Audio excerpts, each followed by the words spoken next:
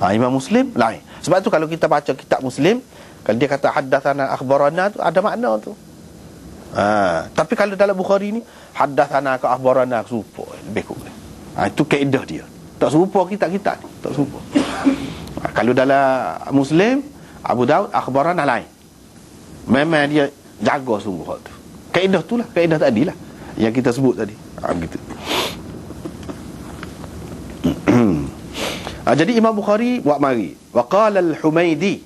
Humaidi ni tok guru dia. Dia kata mengikut di sisi itu maksudnya mengikutlah. Mengikut Ibnu Uyainah haddatsana akhbarana anba'ana sami'tu wahidan, sama saja. Serupa. Tu pegangan Imam Bukhari ya.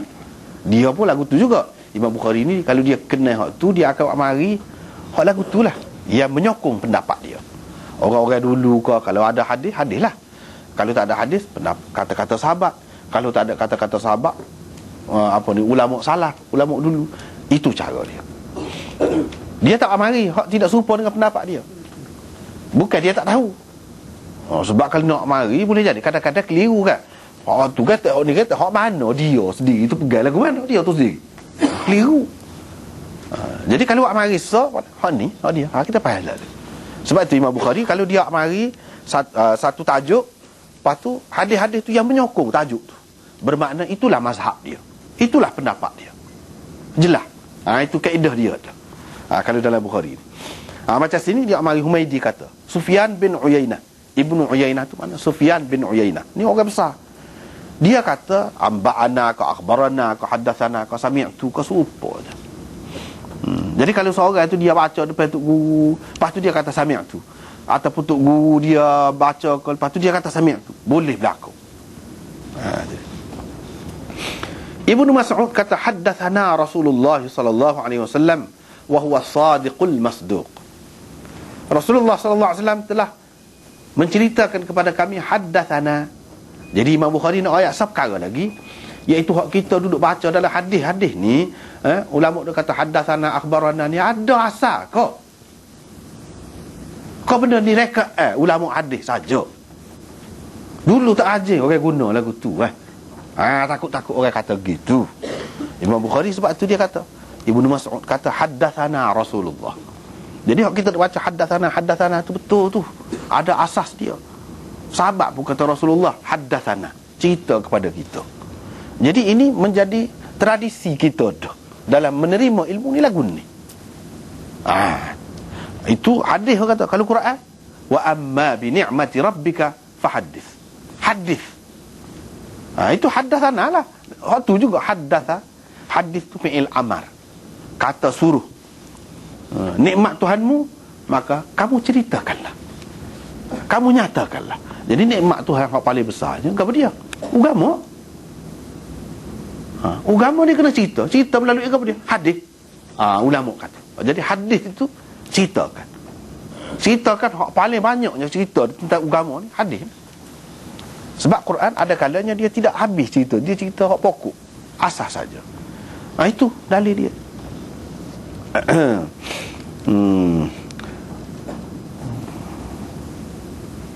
Lepas tu dalam Quran kalau kita tengok, wala yunabbi'uka mithlu khabir. Yunabbi'u, nabba'a, yunabbi'u, amba'a, dekat.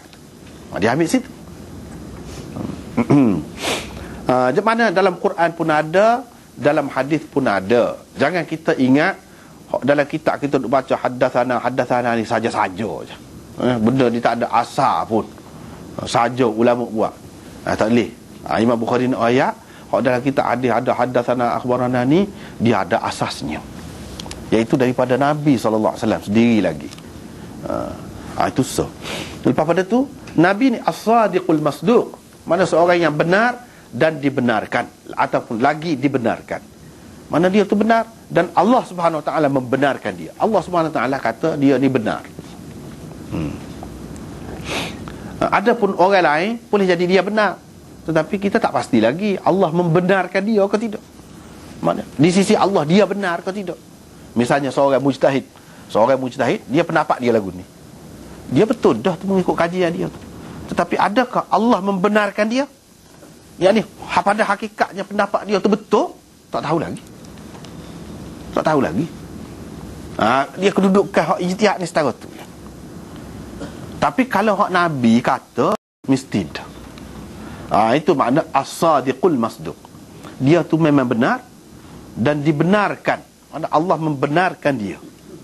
Bila Allah membenarkan dia, betul hak dia kata tu, maknanya kita senang hatilah terima, tak ada teragak-agak lagi, tak ada dah gitu.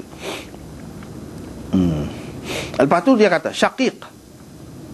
Syaqiq meriwayatkan daripada Abdullah bin Mas'ud, dia kata sami'tu an-nabiyya sallallahu alaihi wasallam kalimatan. Dia nak ayat sini perkataan sami'tu selalu kita jumpakan dalam hadis, aku dengar Rasulullah kata begini, aku dengar dia kata begini, dia kata dia dengar orang ni kata begini, dia kata aku dengar Nabi sallallahu alaihi wasallam kata begini. Jadi hak kata aku dengar ini sahabat pun kata gitu dah. Maknanya ada asasnya. Dia bukan tak ada asas, gitu-gitu je kata dak, tidak lagu tu. Hudzaifah berkata haddatsana Rasulullah sallallahu alaihi wasallam haditsain. Bukan seorang sahabat yang guna perkataan haddatsana ni, ramai. Imam Bukhari nak tengok tadi Abdullah, ni pula Hudzaifah pula, dia juga menggunakan perkataan haddatsana. Abu al-Aliyah meriwayatkan daripada Ibnu Abbas anin Nabi sallallahu alaihi wasallam. Ini pula dengan an pula kita selalu jumpakan daripada orang ni, dia ambil daripada orang ni. Daripada tu an. Kalau dalam bahasa Arabnya an. Jadi dia ambil daripada Nabi sallallahu alaihi wasallam fima yarwihi an rabbih, dalam apa yang diriwayatkannya daripada Tuhannya. Jadi Nabi mengambil daripada Tuhan, sahabat ambil daripada Nabi. Jadi dia guna perkataan an di sini. Perkataan an ini pun boleh juga digunakan untuk kita menyatakan kita ambil benda ni daripada orang ni, daripada itu pun satu bentuk sanad juga. Itu Imam Bukhari ni ayatnya kaedah sanad ni. Dan agama dia kena dengan sanad. Jadi sanad lagu ni lah. Jadi apa makna dia kata hak dia ambil daripada Tuhan? Pak Quran tidak ambil daripada Tuhan. Daripada Tuhan juga, tetapi melalui Jibril. Ini menunjukkan bahawa hadis ini hak Nabi ambil secara langsung daripada Allah, tidak melalui Jibril, tapi daripada Allah juga. Daripada Allah juga. Satu. Yang keduanya di sini menunjukkan hak dia kata hak Nabi riwayatkan ataupun ambil daripada Tuhan ni, maksudnya hadis qudsi. Hadis qudsi. Dia kata Allah Subhanahu Wa Taala berfirman, padahal firman itu tak ada dalam Quran, dalam hadis. Itu orang panggil hadis qudsi. Setengah-setengah orang dia kata hadis qudsi ni lebih pada hadis lain. Dia serupa je. Cuma orang panggil hadis qudsi. Kedudukan dia dengan hadis lain tak ada kelebihan secara khusus, tak ada. Serupa dengan hadis lain juga. Dia bergantung kepada sanad juga. Kalau sanad dia tu sahih lah, tinggi lah. Kalau sanad dia tu rendah lah, boleh jadi dia kurang daripada hadis orang tidak panggil hadis qudsi, kurang lagi, boleh jadi. Jadi tidak semestinya apabila kata hadis itu hadis qudsi maka dia kedudukan dia tinggi. Serupa juga hadis, apabila orang kata hadis ini hadis musalsal, maka lebih molek lah. Tak mesti. Dia bergantung pada sanad, molek tak molek tu. Hadis musalsal ni lagu mana? Hadis yang seorang perawi itu sampai kepada seorang perawi sampai kepada kita ni dengan satu kaifiat, satu cara. Misalnya ketika Nabi SAW meriwayatkan satu hadis tu, dia duduk cocok tanah, misalnya. Ataupun misalnya tu, ketika dia riwayat hadis tu, dia baru naik atas kuda dia. Orang lain ni riwayat hadis tu pun dia tidak nak naik benar kuda tu, tapi dia buat lagu tu juga. Dia pun bila-bila tu dia kata itu hadis musalsal. Hak bawah daripada dia lagu tu juga. Siapa tahu? Padahal dia tidak ada keperluan khusus sebenarnya. Cuma dia nak wisupa. Itu orang panggil hadis musalsal. Ada ketikanya Nabi SAW riwayat hadis, dia duduk garu yang dia garu janggut dia. Orang lain pun dia buat lagu tu juga, padahal dia tak kata-kata pun. Itu orang panggil hadis musalsal. Setengah-setengah orang yang tidak faham, dia ingat hadis musalsal ni lebih daripada hadis lain. Dia serupa je. Dia beza tu dari segi sanad dia tu. Kalau sanad dia kuat, molek, kuat lah. Kalau sanad dia dhaif, walaupun kata lagu tu pun ada dengan menunjukkan cara yang tertentu, tidak jadi lebih. Dia atas sanad. Sebab itulah Imam Bukhari nak tekan sini, gapo-gapo pun agama ni dia sanad yang menentukan. Sahih ke dhaif ke gapo ke sanad. Kalau sanad itu, tapi dia banyak pula kaedah ni. Ada kalanya sahih dari segi sanad, tapi dari segi isinya tidak sahih. Ada kalanya isi dia sahih, matan tu orang panggil matan tu sahih, tapi sanad tidak sahih. Ada kalanya kedua-duanya sahih, ada kalanya kedua-duanya tidak sahih. Dia banyak itu, ada pembahagian dia pula tu situ tu. Jadi kena mengaji. Kena mengaji juru benar lah. Baru kita faham lagu mana hak orang panggil hadis hak zahir dia. Kalau tengok sanad dia sahih, tapi kalau tengok ke isi dia tu dak. Ulama pertikaikan hak lagu mana. Dia ada lah. Tu panjang pula, kita tidak nak ayat tu lagi.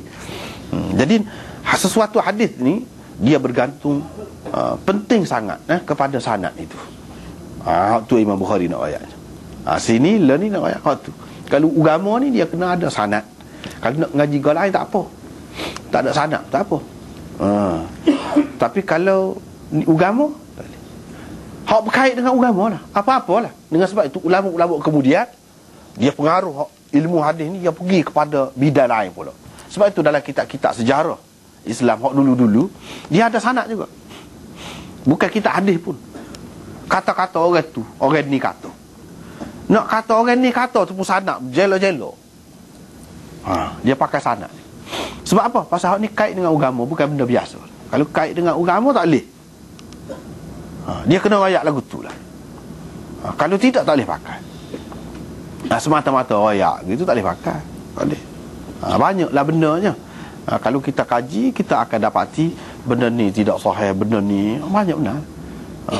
Tapi oleh kerana dalam masyarakat ni sebar tu, jadi banyak capu-capu bau lah. Ada yang betul, ada yang tak betul.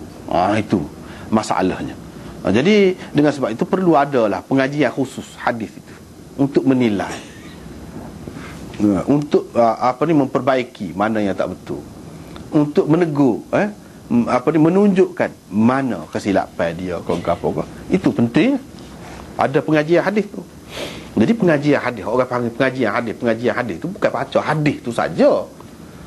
Dia banyaklah benda-benda gini. Macam sini Imam Bukhari nak tekan ni. Kalau kita tengok Sahih Muslim, memang Imam Muslim mula-mula dia bab cara qasanah.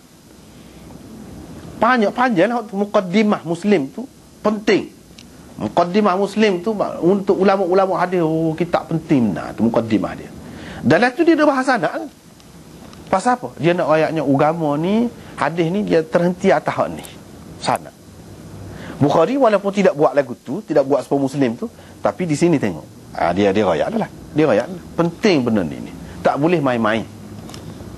Walaupun nak kata orang ni gini-gini. Orang ni kata gini-gini. Tak boleh lagu tu. Misalnya hadis kisah dari segi sanad sahih. Hadis kisah dari segi sanad sahih, tapi dari segi matan tidak sahih. Itu dia.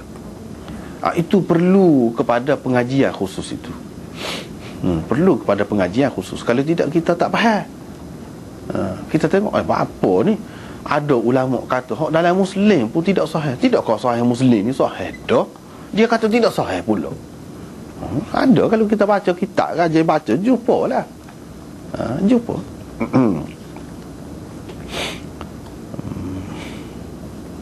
Itu sebabnya penting bahas sanad ni. Dan sanad ni hak halu-halu, dia tidak bila-bila ngaji gitu tadi. Dia kena ngaji sungguh.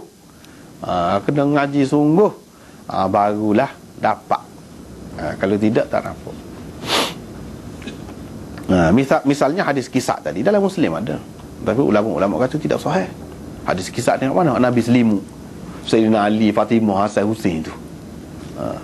Ada dalam Muslim, tapi ramai ulama kata tidak sahih. Sebab apa? Isi dia tu tak kena. Isi dia tu. Sebab tu payah nak tipu.